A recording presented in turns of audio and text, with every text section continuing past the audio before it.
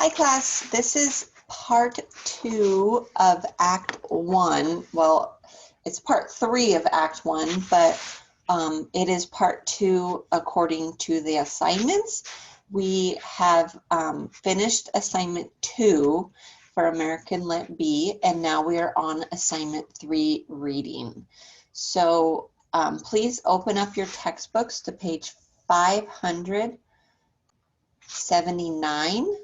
So open up your textbooks to page 579. We are right here, and Betty has just, Betty Paris has just screamed out because everyone thinks it's because she heard the Lord's name, and that's a sign of witchcraft.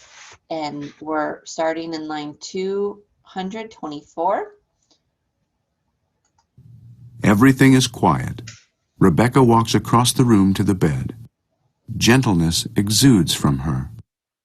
Betty is quietly whimpering, eyes shut. Rebecca simply stands over the child, who gradually quiets. And while they are so absorbed, we may put a word in for Rebecca. Rebecca was the wife of Francis Nurse, who from all accounts was one of those men for whom both sides of the argument had to have respect. He was called upon to arbitrate disputes as though he were an unofficial judge, and Rebecca also enjoyed the high opinion most people had for him. By the time of the delusion, they had 300 acres, and their children were settled in separate homesteads within the same estate. However, Francis had originally rented the land, and one theory has it that as he gradually paid for it and raised his social status, there were those who resented his rise.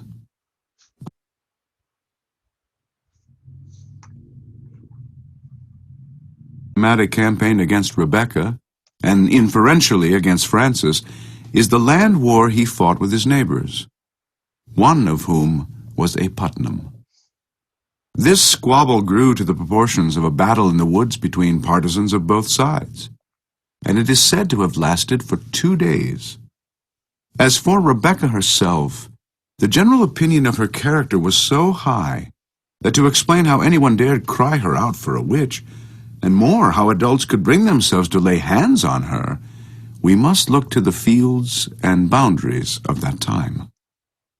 As we have seen, Thomas Putnam's man for the Salem ministry was Bailey. The Nurse clan had been in the faction that prevented Bailey's taking office.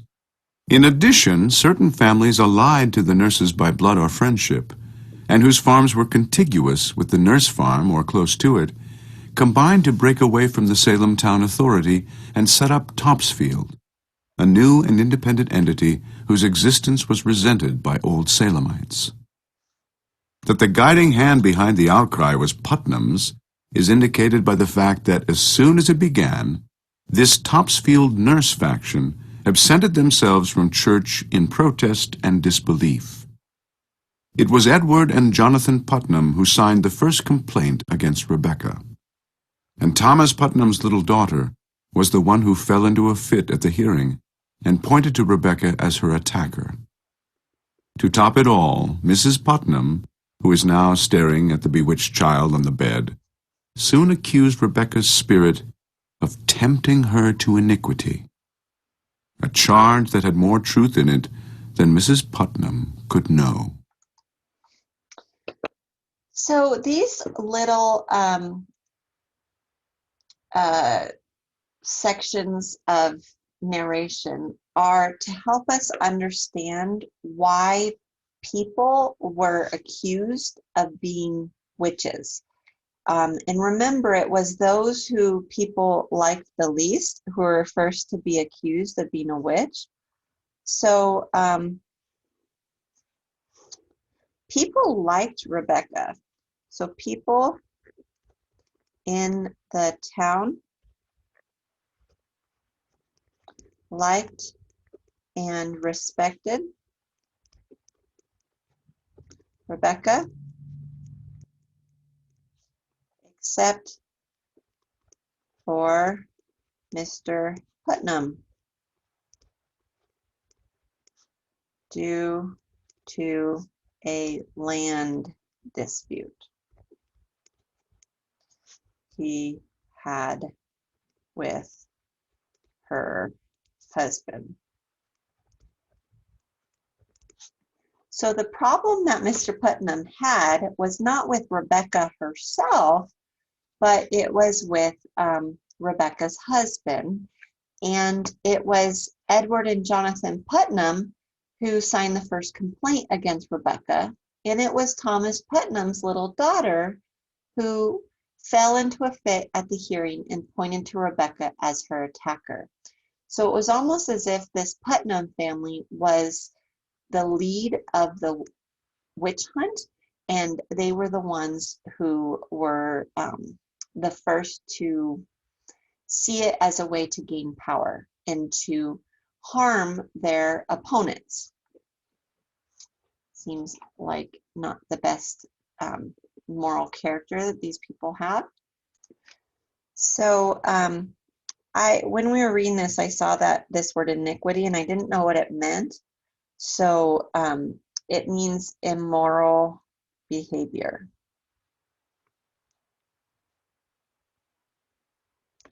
So I guess the narrator is saying that basically Rebecca did end up tempting Mrs. Putnam for immoral behavior, but not through witchcraft, just through Mrs. Putnam being immoral in general and accusing Rebecca for no real reason other than not liking her, or I guess her politics, or the fact that they were against her. So we're down here, line 229 on page 580. The Crucible. Arthur Miller. What have you done? Rebecca, in thought, now leaves the bedside and sits. What do you make of it, Rebecca? Goody nurse, will you go to my Ruth and see if you can wake her? I think she'll wake in time. Pray calm yourselves. I have 11 children, and I am 26 times a grandma, and I have seen them all through their silly seasons. And when I come on them, they will run the devil bow-legged, keeping up with their mischief. I think she'll wake when she tires of it. A child's spirit is like a child. You can never catch it by running after it. You must stand still, and for love, it will soon itself come back. Aye, that's the truth of it, Rebecca. This is no silly season, Rebecca. My Ruth is bewildered. Rebecca, she cannot eat. Perhaps she's not hungered yet. I hope you are not decided to go in search of loose spirits, Mr. Paris. I've heard promise of that outside. A wide opinions running in the parish that the devil may be among us, and I would satisfy them that they are wrong. Then let you come out and call them wrong. Did you consult the wardens before you called this minister to look for devils? He is not coming to look for devils. Then what's he coming for? There be children dying in the village, mister. I see none dying. This society will not be a bag to swing around your head, Mr. Putnam. Did you call a meeting before? I am sick of meetings. Cannot the man turn his head without he have a meeting? He may turn his head, but not to hell. Pray, John, be calm. Mr. Paris, I think you'd best send Reverend Hale back as soon as he come. This was to arguing again in their society, and we thought to have peace this year. I think we ought to rely on the doctor now, and good prayer. Rebecca, the doctor's baffled. If so he is, then let us go to God for the cause of it. There is prodigious danger in the seeking of loose spirits. I fear it. I fear it. Let us rather blame ourselves. How may we blame ourselves? I am one of 9 sons. The Putnam seed have peopled this province. And yet I have but 1 child left of 8. And now she shrivels. Okay, so I wanted to pause there to explain that Rebecca is kind of like the old voice of reason. So Rebecca is the voice of reason and sees this not as witchcraft, but as the child mischief that it is. However, the Putnams keep insisting it is mischief. It is witchcraft.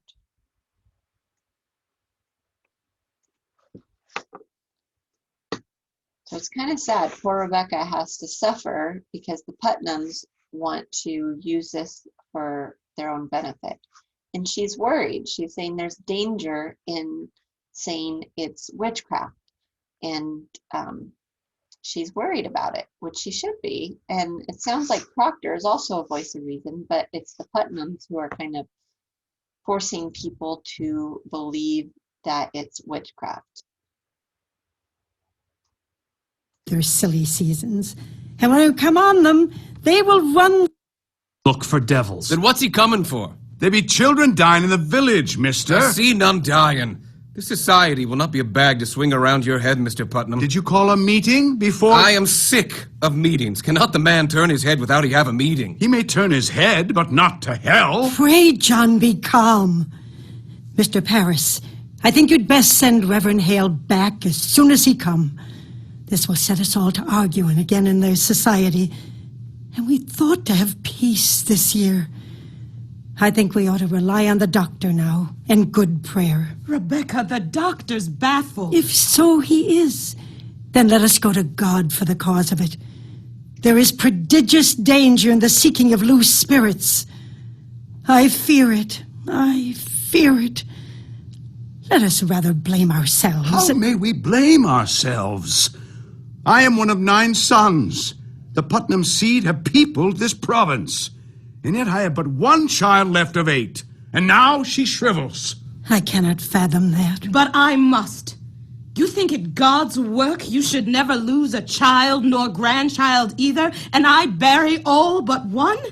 There are wheels within wheels in this village, and fires within fires. When Reverend Hale comes, you will proceed to look for signs of witchcraft here. You cannot command, Mr. Paris. We vote by name in this society, not by acreage. I never heard you word so on this society, Mr. Proctor.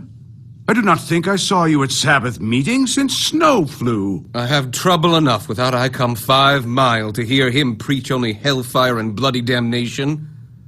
Take it to heart, Mr. Paris.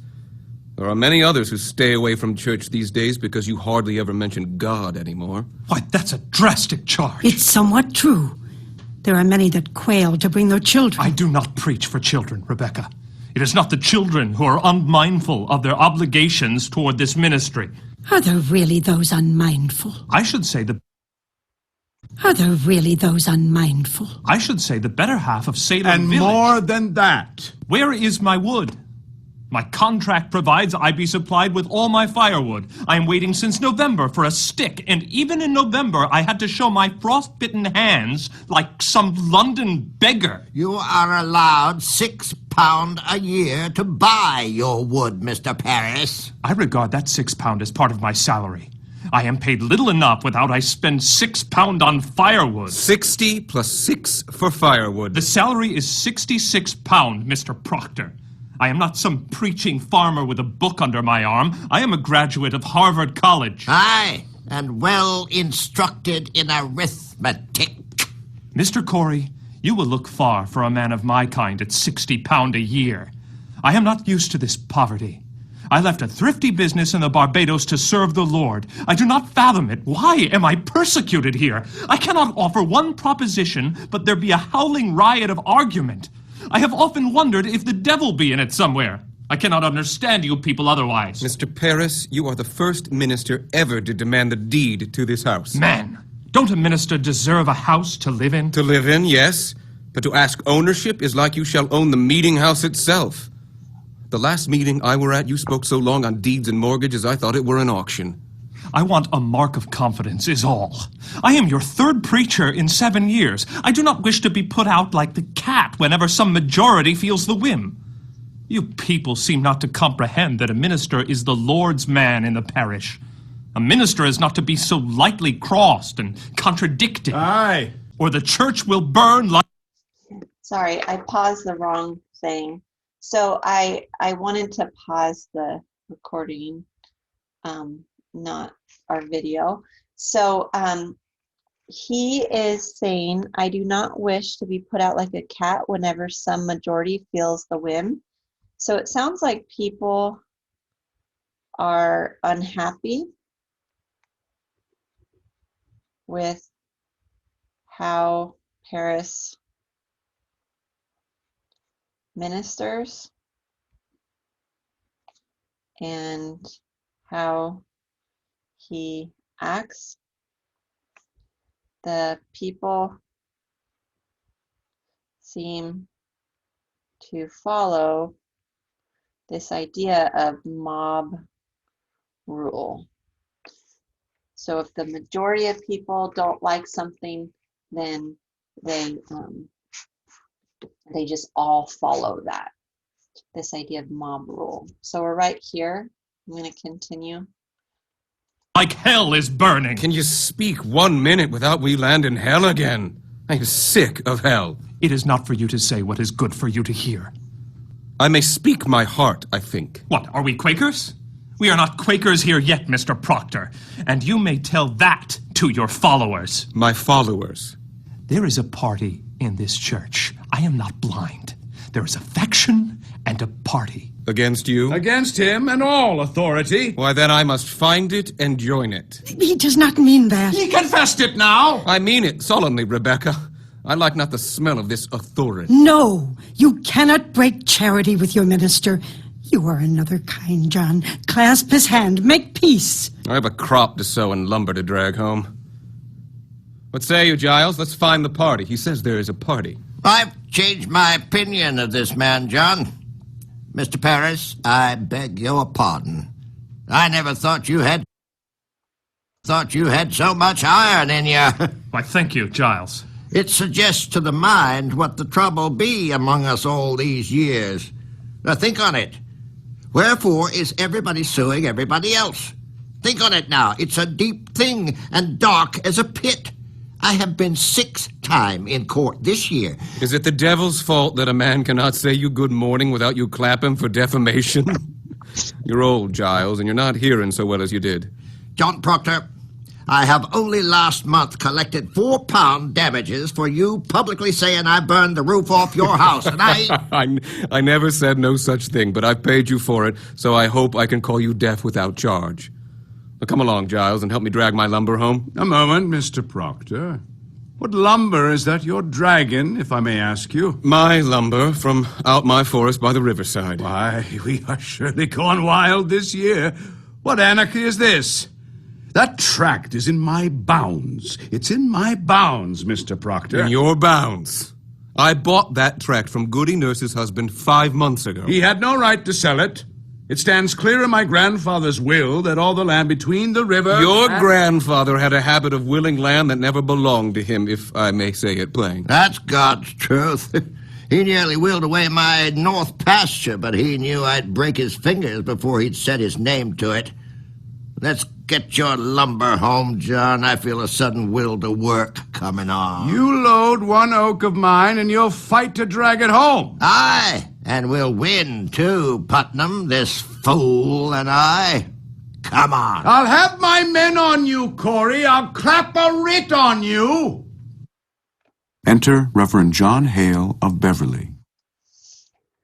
Okay, so we're learning the relationship between the men in this town of Salem, and it sounds like there definitely is a faction. So that means there are people who are kind of on one side of the aisle and people on the other side of the aisle. And Putnam is just coming out to be someone who is Putnam. Seems to be a penny pincher and very into what he has and getting more. So Putnam seems to be someone who very much is just like, this is my land. He probably has more than enough. He probably has more land than anyone in the town, but apparently it's not enough. And if anyone tries to go on his land or land that isn't even his, but he says is his, then he'll fight for it. So it's just telling you about his character, that he's not a very nice person. He seems pretty selfish, I would say. We're right down here. We're going to continue. Mr. Hale is nearing 40, a tight-skinned, eager-eyed intellectual. This is a beloved errand for him. On being called here to ascertain witchcraft, he felt the pride of the specialist whose unique knowledge has at last been publicly called for. Like almost all men of learning, he spent a good deal of his time pondering the invisible world, especially since he had himself encountered a witch in his parish not long before. That woman, however, turned into a mere pest under his searching scrutiny, and the child she had allegedly been afflicting recovered her normal behavior after Hale had given her his kindness and a few days of rest in his own house. However, that experience never raised a doubt in his mind as to the reality of the underworld, or the existence of Lucifer's many-faced lieutenants. And his belief is not to his discredit. Better minds than Hale's were and still are. One cannot help noting that one of his lines has never yet raised a laugh in any audience that has seen this play. It is his assurance that we cannot look to superstition in this. The devil is precise. Evidently, we are not quite certain even now whether diabolism is holy and not to be scoffed at. And it is no accident that we should be so bemused. Like Reverend Hale and others on this stage, we conceive the devil as a necessary part of a respectable view of cosmology. Ours is a divided empire in which certain ideas and emotions and actions are of God, and their opposites are of Lucifer. It is as impossible for most men to conceive of a morality without sin as of an earth without sky. Since 1692, a great but superficial change has wiped out God's beard and the devil's horns. But the world is still gripped between two diametrically opposed absolutes. The concept of unity in which positive and negative are attributes of the same force, in which good and evil are relative, ever-changing, and always joined to the same phenomenon. Such a concept is still reserved to the physical sciences and to the few who have grasped the history of ideas. When it is recalled that until the Christian era the underworld was never regarded as a hostile area, that all gods were useful and essentially friendly to man despite occasional lapses, when we see the steady and methodical inculcation into humanity of the idea of man's worthlessness, until redeemed, the necessity of the devil may become evident as a weapon designed and used time and time again in every age to whip men into a surrender to a particular church or church state. Our difficulty in believing the, for want of a better word, political inspiration of the devil is due in great part to the fact that he is called up and damned not only by our social antagonists, but by our own side, whatever it may be. The Catholic Church, through its Inquisition, is famous for cultivating Lucifer as the arch-fiend, but the Church's enemies relied no less upon the old boy to keep the human mind enthralled. Lucifer was himself accused of alliance with hell, and he in turn accused his enemies. To complicate matters further, he believed that he had had contact with the devil and had argued theology with him. I am not surprised at this, for at my own university a professor of history, a Lutheran by the way, used to assemble his graduate students, draw the shades, and commune in the classroom with Erasmus. He was never, to my knowledge, officially scoffed at for this, the reason being that the university officials, like most of us, are the children of a history which still sucks at the devil's teats. At this writing, only England is held back before the temptations of contemporary diabolism. In the countries of the communist ideology, all resistance of any import is linked to the totally malign capitalist succubi. And in America, any man who is not reactionary in his views is open to the charge of alliance with the Red Hell. Political opposition thereby is given an inhumane overlay which then justifies the abrogation of all normally applied customs of civilized intercourse. A political policy is equated with moral right, and opposition to it with diabolical malevolence. Once such an equation is effectively made, society becomes a congery of plots and counterplots, and the main role of government changes from that of the arbiter to that of the scourge of God. Okay, so he's kind of speaking in a little bit of a confusing way. So if we look at this sentence, he says a political policy is equated with the moral right, in opposition to it with diabolical malevolence. So he's saying that when laws and policy and political parties get associated with the right and wrong side, then problems arise. So this is what he's saying. So when we say, okay, in that time it was communism. So when we say that capitalism is good, communism is bad, and any sort of communism is wrong and capitalism is right, then anyone who does anything surrounding communism or believes any part of communism is in some way wrong and in some way persecuted. So it's just saying like it's like lumping all people in with the devil. And that's what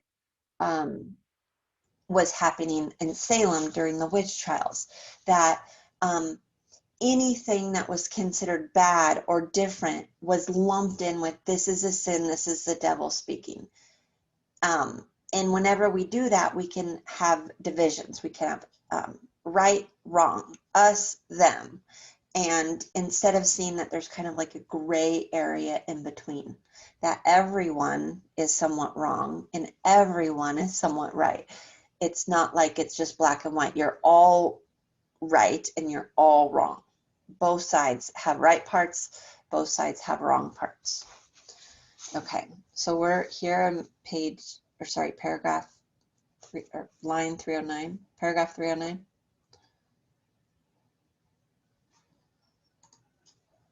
The results of this process are no different now from what they ever were, except sometimes in the degree of cruelty inflicted, and not always even in that department. Normally, the actions and deeds of a man were all that society felt comfortable in judging. The secret intent of an action was left to the ministers, priests, and rabbis to deal with. When diabolism rises, however, actions are the least important manifests of the true nature of a man. The devil, as Reverend Hale said, is a wily one, and until an hour before he fell, even God thought him beautiful in heaven. The analogy, however, seems to falter when one considers that, while there were no witches then, there are communists and capitalists now, and in each camp there is certain proof that spies of each side are at work undermining the other. But this is a snobbish objection and not all warranted by the facts. But this is a snobbish objection and not all warranted by the facts. I have no doubt that people were communing with and even worshipping the devil in Salem, and if the whole truth could be known in this case, as it is in others, we should discover a regular and conventionalized propitiation of the dark spirit. One certain evidence of this is the confession of Tituba, the slave of Reverend Paris, and another is the behavior of the children who were known to have indulged in sorceries with her. There are accounts of similar clatches in Europe, where the daughters of the town would assemble at night and sometimes with fetishes, sometimes with a selected young man, give themselves to love, with some bastardly results. The church, sharp-eyed as it must be when gods long dead are brought to life, condemned these orgies as witchcraft and interpreted them rightly as a resurgence of the Dionysiac forces it had crushed long before. Sex, sin, and the devil were early linked, and so they continued to be in Salem, and are today. From all accounts, there are no more puritanical mores in the world than those enforced by the communists in Russia, where women's fashions, for instance, are as prudent and all-covering as any American Baptist would desire. The divorce laws lay a tremendous responsibility on the father for the care of his children. Even the laxity of divorce regulations in the early years of the Revolution was undoubtedly a revulsion from the 19th century Victorian immobility of marriage and the consequent hypocrisy that developed from it. If for no other reasons, a state so powerful, so jealous of the uniformity of its citizens, cannot long tolerate the atomization of the family. And yet, in American eyes at least, there remains the conviction that the Russians' attitude toward women is lascivious. It is the devil working again, just as he is working within the Slav who is shocked at the very idea of a woman's disrobing herself in a burlesque show. Our opposites are always robed in sexual sin, and it is from this unconscious conviction that demonology gains both its attractive sensuality and its capacity to infuriate and frighten. Coming into Salem now, Reverend Hale conceives of himself much as a young doctor on his first call. His painfully acquired armory of symptoms, catchwords, and diagnostic procedures are now to be put to use at last. The road from Beverly is unusually busy this morning, and he has passed 100 rumors that make him smile at the ignorance of the yeomanry in this most precise science. He feels himself allied with the best minds of Europe, kings, philosophers, scientists, and ecclesiasts of all churches. His goal is light, goodness, and its preservation, and he knows the exaltation of the blessed whose intelligence, sharpened by minute examinations of enormous tracts, is finally called upon to face what may be a bloody fight with the fiend himself. He appears loaded down with half a dozen heavy books. Pray you, someone take these. Mr. Hale, oh, it's good to see you again. Oh, my, they're heavy. They must be. They are weighted with authority. Well, you do come prepared. We shall need hard study if it comes to tracking down the old boy. You cannot be Rebecca Nurse. I am, sir. Do you know me?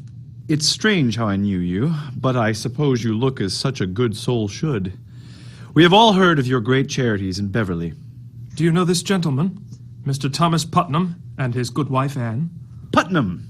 I had not expected such distinguished company, sir. It does not seem to help us today, Mr. Hale. We look to you to come to our house and save our child. Your child ails too. Her soul seems flown away. She sleeps and yet she She walks. cannot eat. Cannot eat. Do you men have afflicted children? No, these are farmers. John Proctor. He don't believe in witches. I never spoke on witches one way or the other. Will you come, Giles? No, John, I think not. I have some few queer questions of my own to ask this fellow. I've heard you to be a sensible man, Mr. Hale. I hope you leave some of it in Salem. Proctor goes. Hale stands embarrassed for an instant.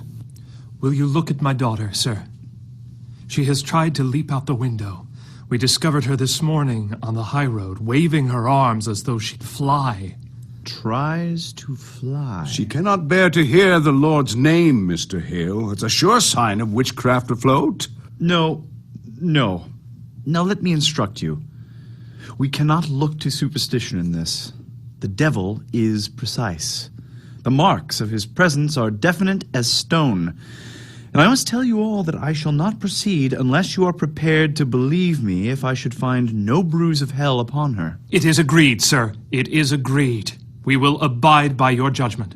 Good then. He goes to the bed, looks down at Betty. To Paris, Now, sir, what were your first warning of this strangeness? Why, sir, I discovered her and my niece and 10 or 12 of the other girls dancing in the forest last night. You permit dancing? No, no, it was secret. Mr. Paris's slave has knowledge of conjuring, sir. We cannot be sure of that, Goody Ann. I know it, sir. I sent my child. She should learn from Tituba, who murdered her sisters. Goody Ann, you sent a child to conjure up the dead? Let God blame me, not you. Not you, Rebecca. I'll not have you judging me anymore. Is it a natural work to lose 7 children before they live a day? Rebecca, with great pain, turns her face away. There is a pause. 7 dead in childbirth? Aye. Her voice breaks. She looks up at him. Silence. Hale is impressed. Paris looks to him. He goes to his books, opens one, turns pages, then reads. All wait avidly. What book is that? What's there, sir? Here is all the invisible world, caught, defined, and calculated. In these books, the devil stands stripped of all his brute disguises. Here are all your familiar spirits, your incubi and succubi, your witches that go by land, by air, and by sea, your wizards of the night and of the day. Have no fear now. We shall find him out if he has come among us, and I mean to crush him utterly if he has shown his face. Will it hurt the child, sir? I cannot tell. If she is truly in the devil's grip, we may have to rip and tear to get her free. I think I'll go then. I am too old for this. Why, Rebecca, we may open up the boil of all our troubles today. Let us hope for that. I go to God for you, sir. I hope you do not mean we go to Satan here. I wish I knew. Come, Mr. Hale, let's get on. Sit you here. Mr. Hale, I have always wanted to ask a learned man, what signifies the reading of strange books? What books? I cannot tell. She hides them. Who does this? Martha, my wife. I have waked at night many a time and found her in a corner reading of a book. Now, what do you make of that?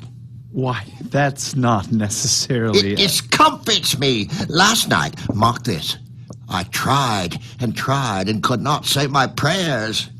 And then she closed her book and walks out of the house, and suddenly, mark this, I could pray again. Old Giles must be spoken for, if only because his fate was to be so remarkable and so different from that of all the others. Okay, I'm going to stop there. So did you get that? So Mr. Giles thinks it is the devil's work that his wife is reading a book.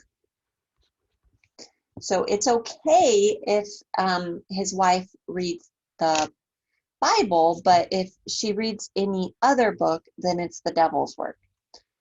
I'm going to stop our video here. We've already had quite a long video. So I'll start the next video at this point before line 3 or paragraph 370.